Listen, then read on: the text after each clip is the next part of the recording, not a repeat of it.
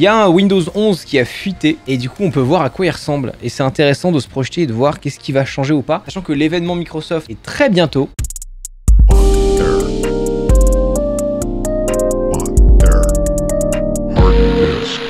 I've come away with a surprising. It's starting to feel a lot like macOS. Ouais, c'est pas le seul. Hein.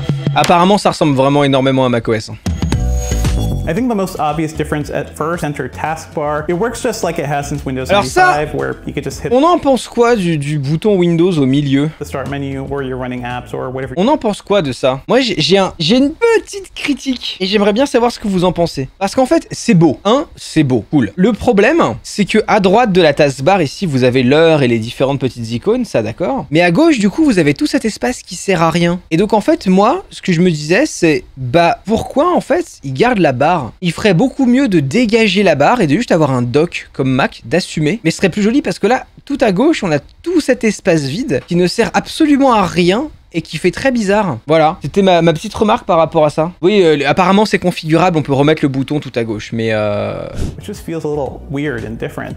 I also can't find any options to turn on labels, which is the way I've always run, you know, Windows 7, 8, and 10 by default just give you app icon, but I was always able to turn on those labels so I could hit a window, you know, without hovering. Alors là, il dit que lui, il a toujours activé le mode de Windows où vous pouvez voir la fenêtre exacte. Vous faites ça, vous ou pas? Moi, absolument pas. J'ai mes petites icônes et j'ai le sélecteur multi-icônes quand j'en ai besoin. Fenêtre, pardon. After a few hours though, I think I've gotten used to it. You can still hover your mouse over an app icon and see the specific windows and click from there. But voilà, moi je fais ça. It's just a cleaner base, and I've noticed, you know, I have an ultra-wide monitor. My taskbar usually looks like a huge mess. This is just a lot cleaner and probably makes more sense for smaller screens and laptops too. This Windows 11 leak also shows us a revamped start menu, which is probably going to be pretty controversial too. It's a big change from Windows 10. Now when you hit it, you see a collection of pinned app shortcuts at the top. There's some app suggestions. Ok, bon, le nouveau menu démarrer, apparemment, ça va faire polémique. J'ai une seule question, c'est est-ce qu'on peut encore faire démarrer plus clavier? Moi, la façon que j'ai de lancer des programmes sur Windows, c'est de faire bouton démarrer et d'appuyer genre sur A pour After Effects, A machin truc. Ah, tac, et j'utilise mon clavier directement et j'appuie sur Entrée. Je sais pas comment vous faites vous, mais si on peut toujours faire ça, ça va, je suis content. The last time Microsoft made a huge change to the start menu, they gave us the Windows 8 full screen start page and everybody hated it. I hated it. It felt slow and clunky. Ah ouais, j'avoue, ça c'était vraiment pas dingue. Hein. À l'époque, c'était vraiment terrible ça, le menu démarrer qui était devenu full screen. C'était trop bizarre. I'd rather have these pinned icons instead of the blocky squares that Microsoft was using on Windows 10 and that start menu. This seems really balanced and clean. I think overall Microsoft is just trying to ease us into a world where we don't have to fish around the entire start menu. I wouldn't be surprised if that just goes away entirely. I don't blame them. Microsoft also added a smart way to snap windows without dragging them around. In Windows 10, there were... Ouais, pareil, j'ai pas d'icône sur le bureau. Moi, j'ai un bureau assez custom, en fait. Bah, attendez, je peux vous montrer mon bureau, si vous voulez. En fait, mon bureau, j'ai mon écran à gauche qui est à la verticale avec le chat, un écran face à moi comme ça, et un autre aussi à droite, écran 144 Hz. Aïe aïe aïe. Et en fait j'ai Nexus qui me sert à faire donc dock plus widget ici. J'ai un widget juste avec la date et l'heure en haut. Et j'ai un dock ici. Je cache complètement la barre démarrer. En fait la barre démarrer je l'appelle juste quand je veux changer de fenêtre. J'ai pas envie de faire Alt-Tab ou quand j'ai envie de regarder l'heure en bas ou... Mais très rarement en fait. En général j'utilise juste mon petit dock. Et dans mon dock j'ai quoi? J'ai les programmes dont je me sers souvent. Ça c'est parce que j'ai réinstallé ma suite Adobe et du coup il a paumé Premiere et After Effects mais je les mets là en général. Et en fait voilà j'ai tout dans un petit dock. Et donc voilà et je cache complètement les icônes du bureau parce qu'en fait je m'en fous complètement. Now, if you hover your mouse over the maximize icon, the top right of the screen, you'll get a couple options, a couple different places where you could just send that window. So it could be the left side of the screen or the bottom right. When you hit it, the screen just goes right there. It seems pretty simple.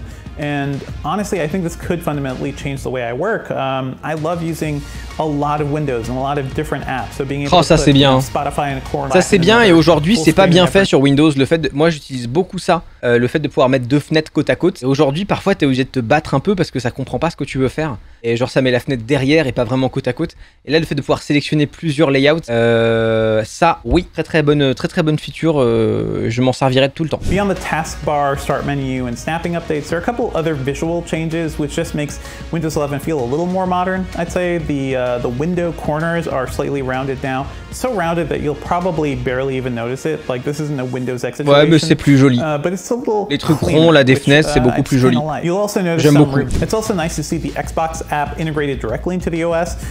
In Windows 10 right now, I believe it's a beta app that you have to download from the store.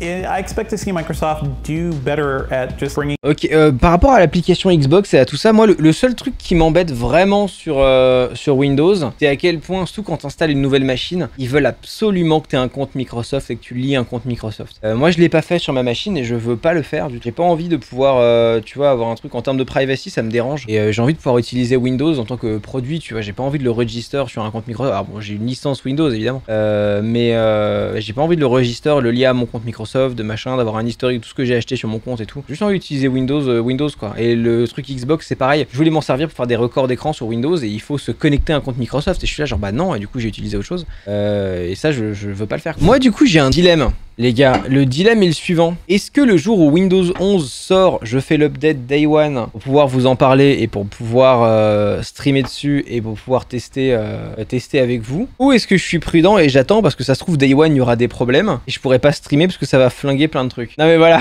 les Jounettes a parfaitement compris... Jamais sur une machine de prod, bah ouais. T'es sur l'ordi... Non, je vais pas faire un double boot, la flemme les gars, mais juste pour ça, non. VM, ouais.